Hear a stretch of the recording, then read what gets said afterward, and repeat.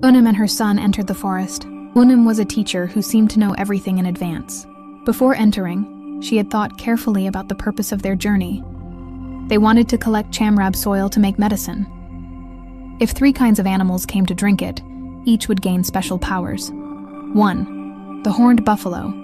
If it drinks the soil, it gains power because it is fierce. 2. The black cat. If it drinks the soil, it gains power. 3. The tiger. If it drinks the soil, it gains power. The 2 of them entered the forest together. Her father told her that they might encounter something dangerous while walking inside. The owner of the Chamrab soil. This owner originates from an animal, but if it drinks too much Chamrab soil, it can transform into a human. However, it is difficult to resist even a little. Her father warned her to be careful. If she instructed her son to do something, he should follow exactly. They reached the Chamrab soil, but had not yet done anything. Unnim told her son to smear his hands with mud so that the creatures would not smell him. She explained that at night, when entering the Chamrab soil, her son might see things he had never seen or known before. But there was great danger. The owner of the Chamrab soil could transform into one of their relatives, could summon rain or wind, and might even affect a whole village. She instructed her son to enter the soil at night and hide carefully, so that no one would see them. They climbed toward a high place that they thought was accessible. At night, they quietly ran toward the top, keeping a small distance between them. Those in the forest did not yet know that humans had entered their territory. Unnim told her son to hide carefully, covering both the path and themselves. The 2 of them sat quietly on the top. They saw things that were not meant to be seen. The first thing she noticed was a large snake. It was frightening, but not enough to scare her completely. The snake stayed away from the climbing area. She explained to her son that the snake was either an ancient guardian or the owner of the Chamrab soil. It had come to drink the Chamrab soil. She told her son to let it drink. If he interfered, it could be deadly, and life would not remain. The snake drank the soil and then transformed into a human, a woman. Her father knew in his heart that the snake was indeed the guardian owner. The snake walked around, seemingly searching for something, and then left, leaving only traces behind. The traces looked like humans walking, but were actually the snake's. The grass was flattened and then disappeared. Her father warned her to remain silent, for all the magic power of these creatures would become active when the roosters crowed. They had to wait for things to calm down. Other animals also came to drink the Chamrab soil. Among all of them, one seemed like a king. It drank the soil, then transformed into a human, dug up the soil, and carried it from one place to another. Eventually, it reached a place and noticed a human climbing. Her father looked directly into its eyes and realized that it was not a snake, not a buffalo. Its eyes were blue, clearly a spirit.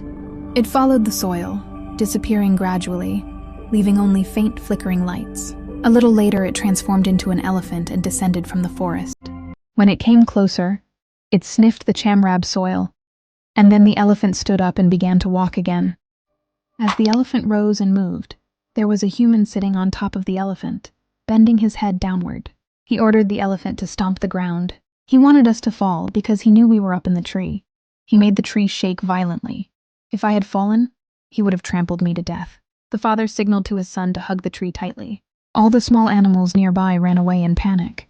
The elephant stomped the Chamrab soil until it cracked and split apart. Even after all that stomping, they did not fall.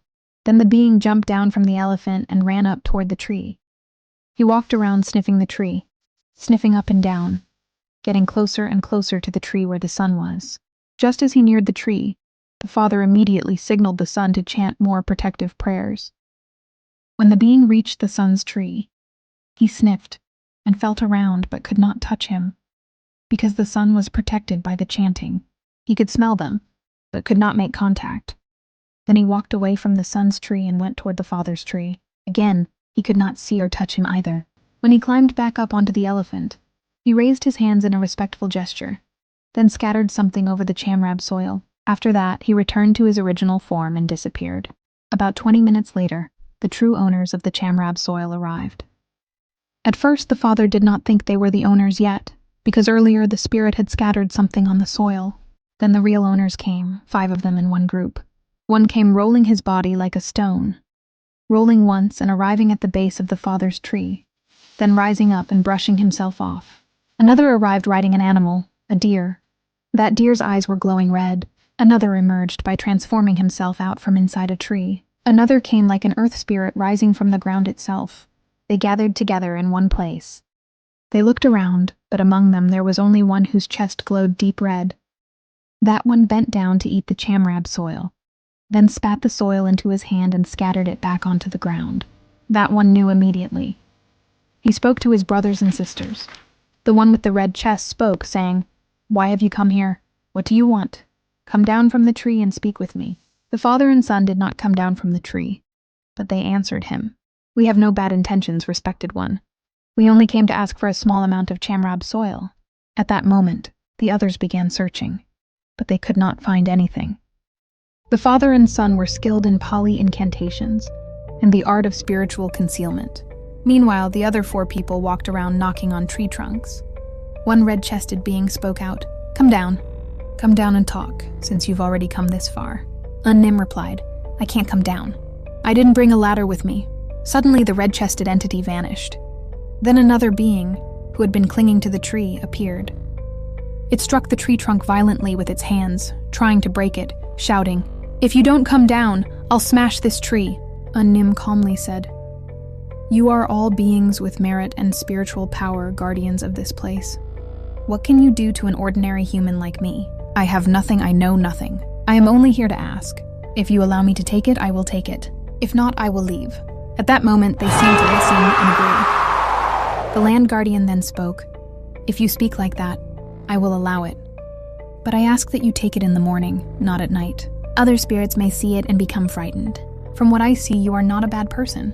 How much do you want?" Unnim replied, "I ask for only 1 handful." The land guardian said, "Take as you wish. I won't object, but remember, only in the morning. Before you take it, I ask for 7 leaves of any kind. Perform a ritual to transform those leaves into gold as offerings and present them to me." They accepted the agreement. "My friend," Unnim said with joy, "truly, you are a being with a generous heart." They waited until 5 a.m., believing that the guardian would not break his word. When morning came, the father and son prepared 7 leaves, performed the ritual, and placed the offering on a stone altar. They bowed to the earth 3 times, then reached out and took exactly 1 handful of the sacred soil. Suddenly, a voice sounded from behind, "Hey, wait a moment!" Unnim felt his legs tremble. He turned around and saw, about 5 meters away, the land guardian approaching and saying, "Will you come visit me again sometime?" Unnim replied, "I will come again if you call me. Next time, I will bring something to offer you." The land guardian asked, "If you come next time, could you bring me 1 jar of rice wine?" Unnim answered, "I will." The land guardian then asked, "Is your journey home far?" Unnim replied, "Yes, it is very far, my friend." The guardian said, "That's fine. I will have my animal escort you so you can return quickly." Then the guardian turned and merged back into the tree. As the rooster crowed, the father and son waited for daylight before walking home. Before leaving, Unnim warned his son, "When we go back, do not look behind you." They walked a short distance until the place faded into darkness. Suddenly, they heard the sound of a tiger growling. It was the tiger that had escorted them. Unnim said, "Thank you, Brother Tiger, for guiding us." When he arrived home, he used the sacred soil, which proved extremely powerful. That night, at exactly midnight, as he began to consecrate the soil, mysterious music echoed loudly in the darkness.